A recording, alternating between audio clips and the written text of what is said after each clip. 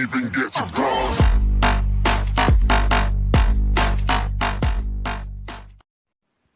Olá, fofos! Acompanhe as figuras ilustrativas sobre a identificação dos tipos sanguíneo, chamada também tipagem sanguínea. É bastante simples fazer esse teste. Basta pingar 2 gotas do sangue do paciente sobre uma lâmina de vidro. Sobre a primeira gota de sangue, pinga-se uma solução contendo anticorpos anti-A e sobre a segunda gota de sangue, pinga-se anticorpos anti-B. Se houver aglutinação do sangue em alguma das gotas, significa que os anticorpos reagiram com o antígeno que existe nas hemácias. Se o sangue reagir com os anticorpos anti-A, mas não reagir com os anti-B, significa que ele é do tipo A, tem apenas o antígeno A. Ou seja, esse indivíduo será do grupo sanguíneo tipo A. Pessoal, vamos lá para a página 59. Vamos estudar um pouquinho a transfusão de sangue. A transfusão do sangue total, como o plasma com elementos figurados, só é feito em casos de pacientes que perderam muito sangue, quer seja num acidente ou em uma cirurgia. Para realizar uma transfusão sanguínea, é preciso levar em conta quais os anticorpos que estão presentes no plasma do receptor e quais os antígenos presentes nas hemácias do doador. Exemplo, pessoal, um paciente que tem sangue do tipo A apresentará anticorpos anti-B em seu plasma. Se esse paciente receber sangue do tipo B, ou seja, sangue de um doador cujas hemácias têm um antígeno B, ocorrerá aglutinação do sangue, podendo causar sérios danos ao receptor. Como, por exemplo, entupimento de vasos sanguíneos importante do coração, queda da pressão arterial, destruição de hemácias e também diminuição do transporte de gás oxigênio. E podemos concluir também que os receptores com sangue do tipo AB não apresentam anticorpos anti-A e anti-B em seu plasma. Por isso, esses receptores, podem receber sangue de qualquer tipo dentro do sistema BO. Essas pessoas são conhecidas como receptores universais. Agora, as pessoas que têm sangue do tipo O apresentam anticorpos anti-A e anti-B em seu plasma, portanto, só podem receber sangue do tipo O. Por outro lado, suas hemácias não possuem antígenos, portanto, não causam reações em pessoas com outro tipo de sangue, sendo conhecidas como doadores universais. Pessoal, prestem atenção um pouquinho nesse esquema que eu fiz um resuminho para ficar mais fácil para vocês estudarem. Pessoas com grupo sanguíneo tipo A pode receber o sangue do tipo A e do tipo O, pode doar para o A e para o AB. E pessoas do grupo sanguíneo tipo B pode receber o sangue do tipo B e do tipo O, pode doar só para o B e o AB. Pessoas do grupo sanguíneo tipo AB pode receber de todos os outros tipos sanguíneos, do A, do B, do AB e do O, e pode doar somente para o AB. Pessoas do grupo sanguíneo O pode receber do O e pode doar para todos os outros tipos sanguíneos, como o A, o B, o AB e o O. Pessoal, essa tabela foi criada para que as pessoas que vão receber sangue não tenham problemas de incompatibilidade, tá? Pessoal, então nessa página, façam essa atividade 3 e vamos agora para a página 60. Nessa página 60, tem, lá no enunciado tá assim, Segundo a Fundação ProSangue, Hemocentro de São Paulo, existe algumas regras para doar sangue, E então precisamos seguir basicamente essas regras. Então vocês leiam com calma em casa. Essas regras são os requisitos básicos, Respeitar os intervalos para a doação, impedimentos temporários e impedimentos definitivos. Pessoal, como nós já falamos, é muito importante doar sangue, A doação de sangue salva muitas vidas. Agora, nessa página 61, a genética do sistema BO. Para entender o funcionamento da genética do sistema BO, você desenvolverá uma pequena atividade oral juntamente com o professor e seus colegas, respondendo às duas questões a seguir. Para desenvolver a atividade a seguir, utilize a tabela que você construiu na atividade 1. Pessoal, quero que vocês copiem essas duas questões no caderno e tentem responder, fazendo o cruzamento pela regra de Ponet, tá? Se não conseguirem, quando nós voltarmos, retomaremos a esse ponto, a esse assunto, tá? Mais para baixo tem o heredograma que nós já vimos também, né? Esse heredograma, ele é muito utilizado para indicar se um indivíduo possui alguma doença genética ou característica que se deseja destacar, tá? Então, vocês deem mais uma estudada aí. Na outra página, 62, tem a atividade 4, vocês vão responder na própria apostila.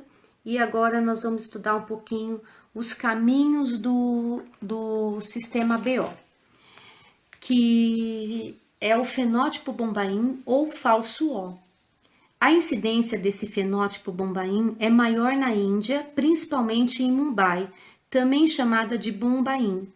Justificando o nome dado a este fenômeno, esse fenótipo pode ser explicado da seguinte forma. Os antígenos A e B são produzidos a partir de uma substância chamada antígeno H, que pode ser H homozigoto, H heterozigoto ou H homozigoto recessivo, que determina a produção de um fator responsável pela expressão do fenótipo do sistema BO. Por exemplo, pessoal, quem tem um alelo isão-azão transforma um antígeno H em antígeno A. O mesmo raciocínio vale para quem tem um alelo isão-bezão, que será transformado em antígeno B, ou seja, sangue tipo B, isão-bezão ou isão-bezão, isinho. Quem tem os dois alelos, sangue AB, transforma parte do antígeno H em antígeno A e parte em antígeno B. Mas nem todo o antígeno H é transformado, podendo ser encontrado nas hemácias. Agora, pessoal, quem tem apenas alelos isinho, sangue tipo O, não transforma o antígeno H. Por isso, suas hemácias não têm antígenos, e sim anticorpos presentes no plasma sanguíneo, como as aglutininas. Existe uma característica rara, na qual os indivíduos não formam antígeno H. Ou seja, quando o indivíduo não apresenta a proteína H, que é precursora da proteína A e da proteína B, mesmo que geneticamente esse indivíduo seja A, B e AB, elas ainda fabricam uns anticorpos, mas sem antígenos. Quando o antígeno H não está presente em casos de indivíduos homozigotos recessivos Hzinho, é manifestado um fenótipo de sangue do tipo O, um falso O. Esse falso O é conhecido como fenótipo Bombaim. Pessoal, observe o esquema aí na apostila de vocês. Quando vocês têm esses alelos, isão-azão ou isão-azão, isinho, né? Produzem que tem esse antígeno H, eles vão ser transformados em antígeno H e o tipo sanguíneo é do tipo A. Quando você tem um antígeno H com esses alelos isão-bezão ou isão-bezão, isinho, vocês estão transformando o antígeno H em antígeno B, ou seja, o indivíduo vai ser do tipo sanguíneo B. Quando você tem um antígeno H com os alelos isão-azão, isão-bezão, será transformado o antígeno H em antígeno AB, ou seja, o tipo de sangue será AB. Quando você tem um antígeno H com os alelos isinho, vai ser o sangue tipo O. Pessoal, mas observem aí, Quando você não tem esse antígeno H, quando ele está sem esse antígeno e você tem todos os alelos, né? Esse sangue terá como resultado o sangue falso O, ou seja, o fenótipo Bombaim. Por quê? Porque ele não tem nenhum antígeno. Na próxima página, pessoal, tem uma observação muito importante. As pessoas com fenótipo Bombaim só pode receber sangue de pessoas que tenham a mesma condição. Se receber sangue de qualquer outro tipo, ocorrerá a aglutinação das hemácias, pois apesar de não apresentarem antígeno, produzem os anticorpos correspondentes ao alelo que expressa. No Brasil, existe apenas 11 famílias que apresentam o fenótipo Bombaim, entre parênteses. Agora, vamos estudar um pouquinho entre outros sistemas sanguíneos, né? Que existe outros tipos de sistemas sanguíneos. Além do sistema ABO, vamos estudar o sistema RH e o outro tipo sanguíneo muito importante. Na década de 1940, Landsteiner e seu grupo descobriram um novo sistema de grupo sanguíneo na espécie humana, chamando de sistema RH. Eles injetaram em coelhos hemácias de um pequeno macaco conhecido como rhesus, atualmente conhecido como macaco mulato. Os coelhos produziram um anticorpo contra as hemácias do macaco, que foi denominado anti-RH. Ao ser testado em sangue humano, verificou-se que esse anticorpo provocava a aglutinação das hemácias em cerca de 85% das pessoas e apenas 15% não aglutinavam. Chamaram de RH positivos aqueles que aglutinavam e que, consequentemente, né, possuíam antígenos em suas hemácias. Já os que não aglutinaram receberam um nome de RH negativo, pois não possui fator RH em suas hemácias. O fator RH é determinado por dois alelos que apresentam dominância completa, Rão, Rinho. Esses indivíduos que apresentam um alelo dominante possuem o fator RH em suas hemácias, já aqueles que possuem dois alelos excessivos não possuem fator RH.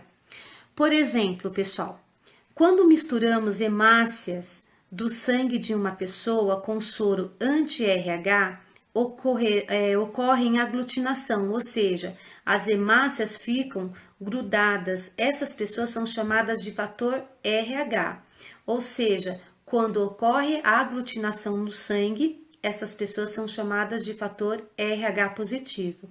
E quando misturamos hemácia do sangue de uma pessoa com soro anti-RH e não tem aglutinação, essas pessoas são chamadas de fator RH negativo. Ou seja, quando não aglutinam o sangue, são chamadas de fator RH negativo.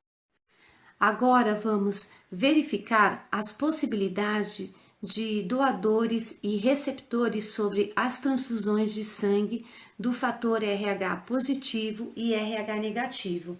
Então, se a pessoa for fator RH positivo, ela só pode doar para o receptor RH positivo.